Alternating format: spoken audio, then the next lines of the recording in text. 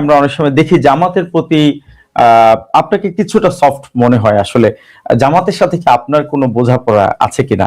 অনেকের এটি একটি বড় প্রশ্ন। সম্পূরক প্রশ্ন করি, এটা আমার একজন 2 দিন আগে বলতেছে যে দাদা নাকি জামাতের নির্বাচন করবে, বুঝছেন? আমি হাসলাম। এটা আরো বড় খবর। জি বলেন। নির্বাচন নমিনেশন ফর সাবমিশনের ডেট তো পার হয়ে গেছে। তো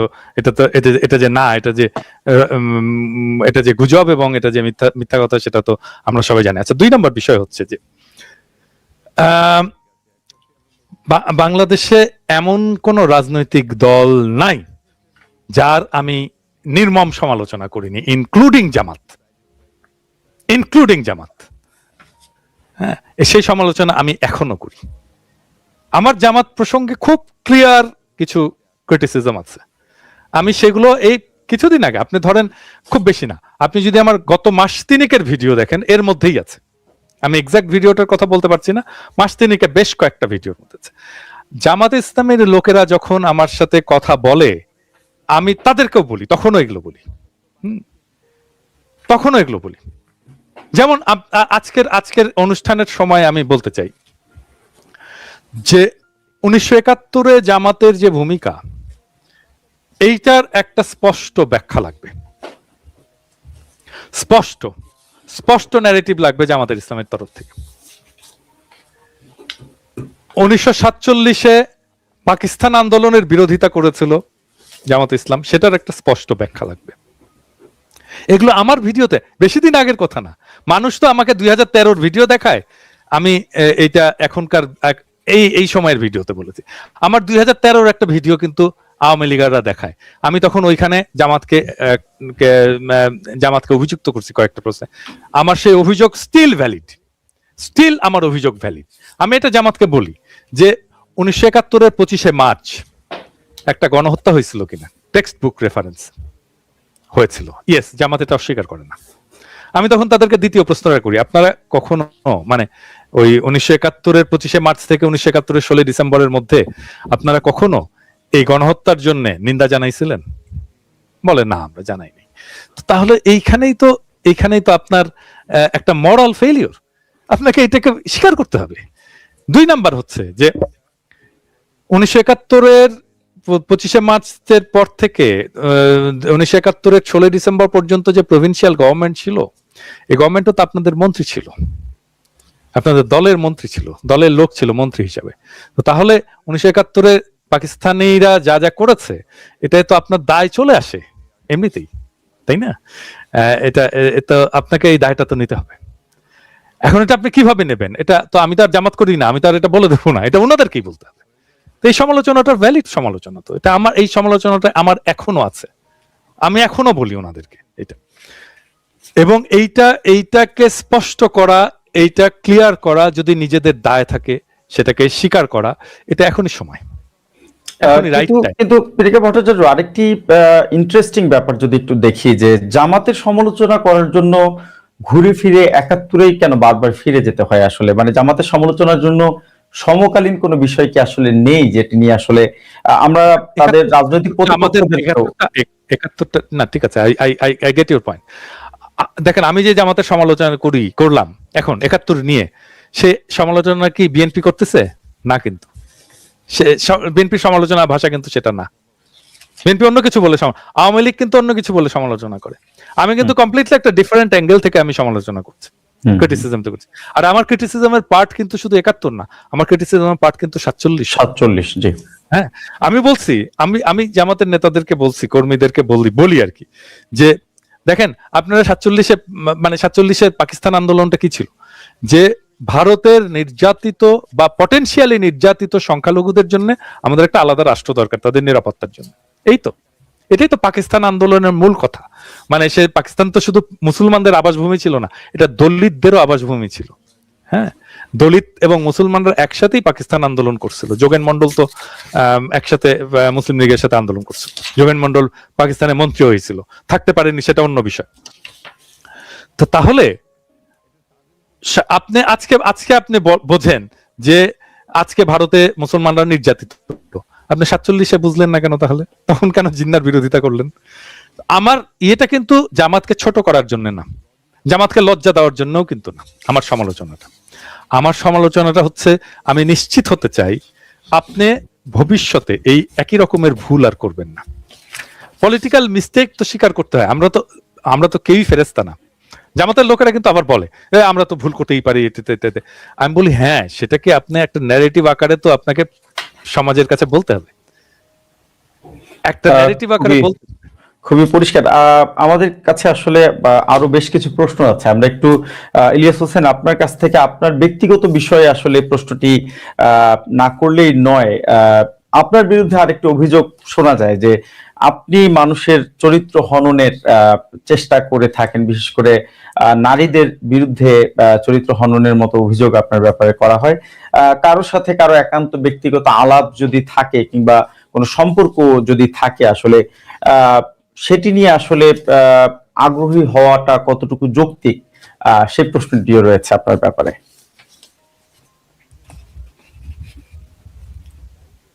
আবার একটু আনমিউট করে কথা বলতে হবে ইলিয়াস হোসেন। আমি ধন্যবাদ। আমি আসলে চরিত্র হনন করি না, আমি দুশ্চরিত্র হনন করি। এখন আপনি আমার ব্যক্তিগত আক্রমণের কথা বলবেন, যারা এই কথাগুলি সুন্দর করে লেখে তাদের 3 দিন আগের পোস্টে যাবেন, যায় দেখবেন যে অনেক মানুষের ব্যক্তিগত জীবন নিয়ে করেছে। আচ্ছা, দাদা আজ থেকে কয় বছর আগে কোন এক নারীর সাথে তার সম্পর্ক ছিল, সেই সম্পর্কের বিষয় টেনে এনে তারা নানান ধরনের এআই দিয়ে ভিডিও টিডিও বানায় টানায় নানান কিছু করে না, এগুলো করে। এটা তো ব্যক্তিগত সমস্যা নাকি? আচ্ছা, আমার নিজের ব্যক্তিগত জীবন নিয়ে কোনোদিন দেখেন নাই আপনি? এই সোশ্যাল মিডিয়াতে দেখেছেন না? এটা ওরা করে নাই, ওরা শুরু করেছে এটা। এই ব্যক্তিগত চরিত্র হননের মাধ্যমে শুধু সোশ্যাল মিডিয়াতে কথা বলা না, এই দেশে ফাঁসি হয়ে গিয়েছে, জানেন এটা? শহীদ মতিউর রহমান নিজামী, তিনি নাকি কোন নারীকে ধরে হরিণ সহ নিয়ে পাঞ্জাবিদের ক্যাম্পে নিয়ে দিয়ে এসেছে, সেটার উপরে বেসিস করে তার ফাঁসি হয়েছে। দেলোয়ার হোসেন সাইদি, যেই ব্যক্তিকে দেলু রাজাকার নামে আরেকজনের নাম সাজিয়ে তার সাক্ষীকে কোর্টের সামনে থেকে তুলে নিয়ে যাওয়া হয়েছে ভারতে, ওটা ব্যক্তিগত আক্রমণ না? ব্যক্তিগত চরিত্র হনন না? ওইটা চরিত্র হনন। আর আমি যেটা হনন করি সেটা হলো দুশ্চরিত্র হনন। এখন বলবেন যে কেন করে? আপনি কি মনে করেন যে আমার কাছে খালি এই যেগুলো দেখাইছি এগুলোই আছে, আর এর বাইরে কোনো কিছু নাই, আর কারোর কোনো কিছু নাই? দেখাই নেই কেন? আপনি এই ভিডিও ফুটেজ আর এইসব এই নগ্ন এগুলো দিয়েই এই দেশের রাজনীতি কন্ট্রোল করে ভারত। বহু নেতা আছে, বহু নেতা, তারা চায় না ভারতের পক্ষে কাজ করতে, মোচড় দেওয়ার সুযোগ নেই। আপনি মোচড় দিলে ভাই এই যে এটা কিন্তু বের করে দেবে। এর আগে বের করাও হয়েছে এরকম অনেকের। আওয়ামী লীগ সরকারের সময় আপনি কি মনে করেন ওই যে ডাক্তার মুরাদ, এটা কি এমনিতেই বের হলো? এই যে 2 দিন আগে আপনার মাহফুজুর রহমানের ডিজিএফআই এর ভাতাপ্রাপ্ত যারা আছে তারা মাহমুদুর রহমান ভাইয়ের আপনার পাসপোর্ট করলো। মাহমুদুর রহমান কি ফকিন্নি নাকি? মাহমুদুর রহমানের যায় তারপরে 2.5 লাখ টাকা খরচ করে, এখন তো টার্কিতে আপনার $4 লাখ সেখানে সিটিজেনশিপ নিতে লাগে, তখন $2.5 লাখ লাগতো, একসময় $1 লাখ লাগতো।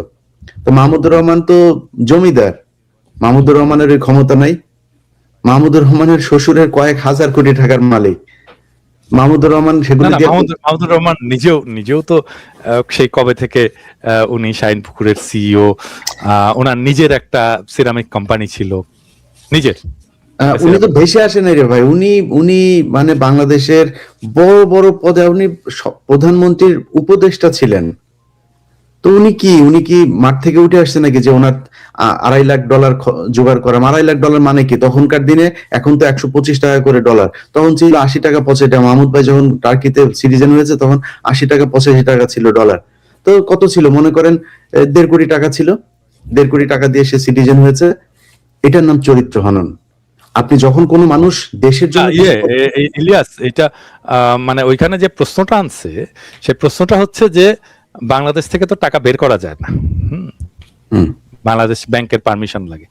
তো উনি যদি এটা করে থাকেন তাহলে এই টাকাটা কিভাবে উনি নিলেন? এটা প্রশ্নটা, এটা টাকার সোর্সটা এটা, প্রশ্নটা এটা যে, মানে বিষয়টা হচ্ছে যে আমি আমি যতটুকু জানি, আমি এটা শিওর না, সার্টেন না, আমি যতটুকু জানি মাহমুদ ভাই ইনভেস্টর কোটাতে ওখানে নাগরিক হননি, উনি প্রেসিডেন্টের বিশেষ বিবেচনায়, রাজনৈতিক বিবেচনায় ওখানে নাগরিক হয়েছেন। হ্যাঁ, এটা আমি যতটুকু জানি, মাহমুদ ভাই বলতে পারবো। ওনার খুব ঘনিষ্ঠ লোকজন সেখানে যারা আছেন, মাহমুদ ভাই তো আমাদের দূরের কেউ তো না, আমি জানি উনি কিভাবে হয়েছেন, এটা আমি মোটামুটি নিশ্চিত। কিন্তু আমিও এলাপে যাচ্ছি না যে উনি কিভাবে টাকা এনেছেন। আমি বললাম কি, ধরেন আমার বাবার যদি নাকি দেশে যদি 10 কোটি টাকা সম্পত্তি থাকে, আমি যুক্তরাষ্ট্রে একজনের যদি বলি, আমার অবস্থান থেকে আমি একজনকে এখন যাই যে ভাই $5,000 লাগবে, একটু দেওয়া যাবে কিনা। এখন আরেকজন দেখা গেল যে তার সামাজিক অবস্থানটা, তার অর্থনৈতিক এই নিরাপত্তাটা এতটুকু নাই, সে যদি যায় বলে যে ভাই আমারে $500 দিতে হবে, তাহলে ধার দিবে না। আমার চাইতে যার অর্থনৈতিক অবস্থা ভালো, সে যদি বলে 1 মিলিয়ন, ধরেন এখন যদি মেঘনা গ্রুপ এখানে এসে একজনের কাছ থেকে টাকা নেবে, তার জন্য তো $1 বিলিয়ন কোনো ব্যাপার না, $1 মিলিয়ন কোনো ব্যাপার না। ঠিক আছে, সে জানে যে দেশে আছে। সে কিভাবে এনেছে, তারা কি জানতে চেয়েছে নাকি যে মাহমুদুর রহমান টাকা এনেছে কিনা, কিভাবে? কোনো কিছু না, জাস্ট পাসপোর্টটা। আপনি এই যে ওনার পাসপোর্টটা যে আপনি দিলেন, এটা কি মানে ইথিক্যাল? এটা আপনি দিতে পারেন? একজন ব্যক্তির পাসপোর্ট আপনি পাবলিক করলেন, আপনার যদি নাকি মনে করেন সেখানে সে টাকা পাচার করেছে, মানি লন্ডারিং করে সে তুরস্কে টাকা নেয়, ওরা গ্রেপ্তার করেন, ওনার বিরুদ্ধে মামলা করেন। না, মাহমুদ ভাই যে টার্কির নাগরিক এটা কে না জানতো? সেটাই তো, ওই অনুসন্ধানী সাংবাদিক ছাড়া আর কে না জানতো? সম্ভবত একাই জানতো না এটা, মাহমুদ ভাই যে টার্কির নাগরিক। হ্যাঁ, মাহমুদ ভাই যখন টার্কিতে গেছেন, নাগরিকত্ব পেয়েছেন, আমরা সবাই জানি। উনি নিজেই বলছেন, এমন না যে ওনাকে জিজ্ঞেস করে, প্রশ্ন করে আমাদেরকে জানতে হয়েছে, তা না। উনি নিজেই বলছেন যে উনি টার্কির নাগরিকত্ব পাইছেন, এবং উনি কেন টার্কিতে গেলেন সেটারও কিন্তু ব্যাখ্যা দিচ্ছেন। উনি তো ফ্রান্সে আসতে পারতেন, উনি ইউরোপে আসতে পারতেন, উনি ইংল্যান্ডে যাইতে পারতেন, আমেরিকায় যাইতে পারতেন, কোথাও যাননি। আরো সুযোগ সুবিধা বেশি ওই দেশে। হ্যাঁ, আরো সুযোগ সুবিধা বেশি। এবং আমি এই প্রসঙ্গে একটা খুব ইন্টারেস্টিং বিষয় বলি। উনি বলছিলেন যে আমি এমন একটা দেশে যেতে চাই যেখানে আমি আজানের শব্দ শুনতে পারবো। এবং ট্রু, মানে আমি তো ইস্তাম্বুলে ছিলাম ওই যখন হাদি মারা যায়, এবং সবাই জানেন যে, এবং আমি ওই ইস্তাম্বুলে আমি এতদিন পরে প্রথম এতদিন পরে আমি আজানের শব্দ শুনলাম মসজিদ থেকে। আমার যে কি ভালো লাগলো তখন, মানে এমন না যে আমি রিলিজিয়াসলি আমার খুব ভালো লাগছে, তা না। মানে আমি তো সেই ছোটবেলা থেকে আজানের শব্দ শুনে বড় হয়েছি এতদিন পর্যন্ত। মানে এটা আমার মনের মধ্যে, আমার স্মৃতির মধ্যে এমন ভাবে গেঁথে আছে আজানের শব্দটা, যে যখন আসলো মানে আমার যে এত ভালো লাগলো তখন। এটা আপনার জন্য মানে এটা একটা নস্টালজিয়াও, এটা একটা নস্টালজিয়া, এটা একটা কল্পনা করা যায় না যে আমার এত ভালো লাগছে। এবং আমি ইস্তাম্বুলে আবার যাব, আমি শুধু আজানের শব্দ শোনার জন্য যাব। মানে আমি যদি দেশে যেতে না পারি, অফকোর্স, তাহলে আমি শুধু আজানের শব্দ শোনার জন্য আমি ইভেন মাহমুদুর রহমান তুরস্কে যাওয়ার আগেও তিনি দীর্ঘদিন মালয়েশিয়াতেও ছিলেন, যেখানে তিনি তার পিএইচডি সম্পন্ন করেছিলেন। সেটিও একটি মুসলিম দেশ। উনি খুব সম্ভবত মুসলিম দেশের বাইরে অন্য কোনো দেশ কখনো বেছে নেননি। যাই হোক, আমরা বাংলাদেশের রাজনীতির প্রসঙ্গে আবার একটু আসি। পিনাকি ভট্টাচার্য, এনসিপি শেষ পর্যন্ত যে জামাতের সাথেই জোট করলো, নির্বাচনী যে সমঝোতা যেটি আসলে হলো, সেটির সফলতা কতখানি দেখছেন? আমি প্রথমে এই শব্দটার ব্যাপারে একটা আপত্তি জানায় রাখি। এনসিপি জামাতের সাথে জোট করেননি, একটা বৃহত্তর জাতীয়তাবাদী ফ্রন্ট গঠিত হয়েছে। সেই ফ্রন্টে জামাত পার্ট, এনসিপিও পার্ট, অন্যান্য ইসলামী দলও পার্ট, এবি পার্টিও পার্ট। হ্যাঁ, এবং এই বৃহত্তর জাতীয়তাবাদী ফ্রন্টের পার্ট শুধু রাজনৈতিক দলগুলো নয়, অনেক সিভিল সোসাইটির লোকেরাও। মানে সেই অর্থে আপনি বলতে পারেন আমি নিজেকে এই বৃহত্তর জাতীয়তাবাদী ফ্রন্টের সাথে নিজেকে অ্যালাইন্ড মনে করি। তারা মনে করে কিনা আমি জানি না, কিন্তু আমি নিজেকে অ্যালাইন্ড মনে করি এই বৃহত্তর জাতীয়তাবাদী ফ্রন্টের সাথে, এবং আমি তাদের সাফল্য কামনা করি। প্রথম প্রশ্ন হচ্ছে যে এই বৃহত্তর জাতীয়তাবাদী ফ্রন্টটা ফলাফল কেমন করবে, ভোটে ফলাফল কেমন করবে। এটা আমার একান্ত ব্যক্তিগত মত, আমার ইনটিউশন বলা যেতে পারে। আমার একান্ত ব্যক্তিগত মত যে এই বৃহত্তর জাতীয়তাবাদী ফ্রন্টটি প্রধান ধারা হয়ে উঠবে, বাংলাদেশের আকাঙ্ক্ষাকে তারা ধারণ করবে। এবং তার সাথে যারা সিভিল সোসাইটির পার্ট আছে, আমি তো যাদেরকে চিনি, যারা নিজেদেরকে অ্যালাইন করে তার সাথে, হ্যাঁ, তারা মিললে, তারা একসাথে, এখনো এটাকে ক্রিস্টালাইজড হয়নি, কিন্তু তারা যদি একসাথে মিলে এই ফ্রন্টটার পাশে দাঁড়ায়, তাহলে এটা একটা অপ্রতিরোধ শক্তি হয়ে উঠবে আর কি। এবং আমি আপনাদেরকে বলতে পারি যে এই ফ্রন্টকে সাহায্য করার জন্য ইন্টেলেকচুয়ালি অনেক লোক কাজ করছে, অনেক লোক নানাভাবে কাজ করছে, হ্যাঁ, এবং খুব ইম্পর্টেন্ট, গুরুত্বপূর্ণ কাজ করছে, খুবই গুরুত্বপূর্ণ কাজ করছে। এবং সেগুলো আস্তে আস্তে দৃশ্যমান হবে, আস্তে আস্তে এগুলো দৃশ্যমান হবে। এবং আমি এই ফ্রন্টের কিন্তু এখানে যদি একটু যদি যুক্ত করে পিটিকে ভট্টাচার্য, আপনিও দেখেছেন যে অনেকেই আসলে এভাবেও ব্যাখ্যা করছেন যে এনসিপির কয়েকজন নারী নেত্রী ইতিমধ্যে তারা দল থেকে বেরিয়ে গেছেন। এনসিপির যে নিজস্ব রাজনৈতিক সক্রিয়তা ছিল সেটিও আসলে এই ফ্রন্টে, আপনি যেভাবে বলছিলেন, ফ্রন্টের সাথে যুক্ত হওয়ার মধ্য দিয়ে আসলে সেটিও হারালো কিনা, এবং এনসিপি ভেঙে নতুন করে আবার আরেকটি দল বেরিয়ে আসতে পারে এনসিপির মধ্য থেকে, সেটির সম্ভাবনা কতটুকু দেখছেন? আচ্ছা, আমার এই প্রসঙ্গে আমি একটা অনেক আগের একটা স্মৃতির কথা বলি আর কি।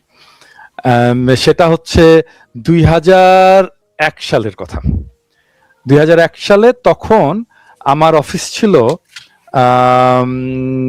আমি তখন আর একটা ফ্রেঞ্চ কোম্পানিতে কাজ করতাম, তা আমার অফিসের কাজে আমি পুরনো পল্টন ওই অঞ্চলটায় গেছিলাম আর কি। তো ওইখানে দেখি জামাতে ইসলামের একটা পথসভা হচ্ছে, রিকশার উপরে জামাতের নেতা, জামাতের এখন যেটা এই যে রফিকুল ইসলাম আছেন না, এখন তো বোধহয় আমির, বড় নেতা উনি, তখন আমাদের রাজশাহী, আমার সমসাময়িক কিন্তু উনি, মানে আমি যখন রাজশাহী মেডিকেল কলেজে জিএস, উনি তখন ঢাকা রাজশাহী ইউনিভার্সিটির জিএস পদে ইলেকশন করে হারছিলেন আর কি। ভিপিতে দাঁড়াইছিলেন লতিফ রফিক প্যানেল ছিল। এই রফিক ভাই আমাদের কয়েক বছরের সিনিয়র, রফিক ভাই রিকশার উপরে দাঁড়ায় সে বক্তৃতা দিচ্ছে, একটা প্রধান উপদেষ্টাকে একটা কথা বলেছে, ঢুকাই দাও, মামলা একটা দিয়ে তাকে সাথে সাথে ঢুকিয়ে দাও। এই কাজটা এখন হচ্ছে না, সেইটা আমি বলছি যখন তখন হচ্ছে না, ঘন হচ্ছে না, দুই একটা কেস হইতেই পারে, এটা এক্সেপশন, কিন্তু আগে তো এটা ছিল প্র্যাকটিস এন্ড র্যান্ডম, এটা কিন্তু এখন হচ্ছে না।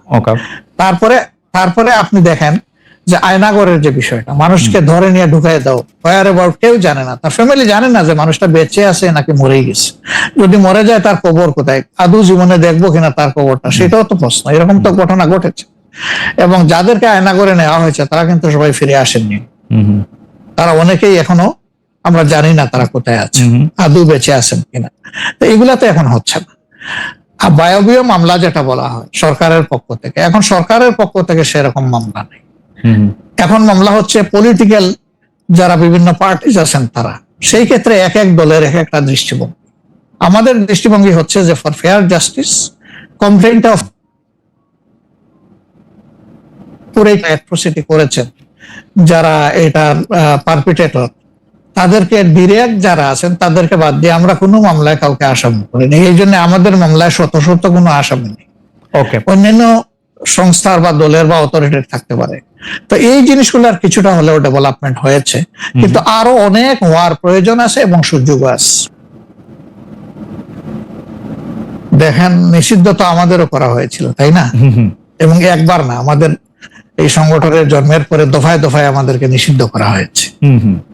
নিষিদ্ধ যখন কোনো সংগঠনকে করা হয় তখন এই সংগঠনের ব্যক্তিরাও বিভিন্ন ধরনের সমস্যায় পড়ে যান, এর সাথে রিলেটেড ব্যক্তিরা, এমনকি তাদের স্বাভাবিক জীবনযাত্রাটাও তাদের পক্ষে চালায় নেওয়া সম্ভব হয়। তারা যদি সমাজের কোনো ক্রিমিনাল ব্যক্তি নাও হয়ে থাকেন তবুও তাদের উপরে সমস্যা আরোপ হয়েছে। কিন্তু যখন কার্যক্রম নিষিদ্ধ থাকবে তখন ওই পলিটিক্যাল কার্যক্রম গুলা ছাড়া বাকি জীবনের সবই তো তারা করতে পারবে, করছে তো। 47-এর পর থেকে শুরু করে আজকে পর্যন্ত, শুধু 71 না, 47-এর পর থেকে শুরু করে আজকে পর্যন্ত আমাদের দ্বারা যত মানুষ যত জায়গায় কষ্ট পেয়েছে, কেউ যদি ক্ষতিগ্রস্ত হয়ে থাকে, সেই মানুষগুলো তাদের সকলের কাছে আমি বিনা শর্তে ক্ষমা চেয়েছি। কেন ক্ষমা চেয়েছি? আমরা মানুষ, ইন্ডিভিজুয়াল মানুষ যেমন ভুল করতে পারে, মানুষের সমষ্টি একটা দলেরও বিভিন্ন ভুল সিদ্ধান্ত থাকতে পারে। কোনটা ভুল কোনটা সঠিক ইতিহাস এটা নির্ধারণ করবে। আজকে যেটাকে ভুল বলা হচ্ছে কালকে এটাই হয়তো সবচেয়ে বড় সঠিক হিসাবে প্রমাণিত হবে। আর ইতিহাসের পালাবদলে রাজনীতিতে সবাই জিতে না, কেউ জিতে কেউ হারে। আমরা আদর্শবাদী একটা দল, আমরা বিশ্বাস করি আমরা মানুষ ভুলের ঊর্ধ্বে নই। আমাদের দ্বারা, আমাদের সহকর্মীদের দ্বারা মানুষ বিভিন্ন ক্ষেত্রে কষ্ট পেতে পারে, ক্ষতিগ্রস্ত হতে পারে। আমি সব কিছুর জন্য কোনো শর্ত আরোপ না করেই মাপ চেয়েছি। মাপ চাওয়ার মধ্যে কোনো পরাজয় নাই, এর ভিতরে সব ঢুকে গেছে, কোনো কিছু বাদ নাই। ওকে, এভরিথিং ইনক্লুডেড। আচ্ছা, এবং এটা আনকন্ডিশনাল, মানে অ্যাপোলজি দিয়ে আনকন্ডিশনাল পার্ডন সিক করেছি, আমরা ছাড় দেই নাই কাউ। আমাদের এই ঘটনাগুলো র্যান্ডম না, ব্যাপক না, দুই একটা বিচ্ছিন্ন ঘটনা, আমরা কাউকে ছাড় দেই। আমি এখানে ছোট্ট একটু অ্যাড করতে চাই, এই যে মব, যেটাকে এখন মব বলা হচ্ছে, এর চাইতে কিন্তু আরো নিকৃষ্ট মব কিন্তু গত 15.5 বছর মানুষ প্রত্যক্ষ করেছে। ইভেন আপনাদের সাংবাদিকদের সাথে হয়েছে, আরো অনেকের সাথে, পলিটিশিয়ানদের সাথে। তো এগুলো কোনো ডাল ভাত, কোনো ব্যাপারই ছিল না, প্রশ্নই উঠে না, এটাকে সাপোর্ট করা যাবে না। আরেকজন অন্যায় করেছে তাই আমি আর একটা অন্যায় করবো, এটা চলবে না।